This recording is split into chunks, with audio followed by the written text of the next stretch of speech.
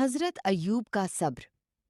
کبھی کبھی آزمائشیں اتنی بڑی ہوتی ہیں کہ انسان ہمت ہارنے لگتا ہے۔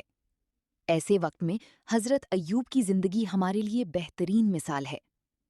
اللہ تعالیٰ نے حضرت ایوب کو سخت آزمائشوں سے گزارا، مگر انہوں نے کبھی اللہ سے شکوہ نہ کیا، بلکہ صبر اور دعا کا دامن تھامے رکھا۔ قرآن کریم میں ان کی دعا مذکور ہے، انی مسنی الضر وانت ارحم الراحمین۔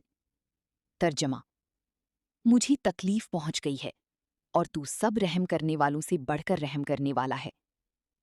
اللہ تعالیٰ نے ان کی دعا قبول فرمائی، تکلیف دور کر دی اور انہیں پہلے سے بھی زیادہ نعمتیں عطا فرمائیں۔ اگر آپ بھی کسی آزمائش میں ہیں تو مایوس نہ ہوں، صبر کریں، دعا کرتی رہیں، کیونکہ اللہ صبر کرنے والوں کو کبھی تنہا نہیں چھوڑتا۔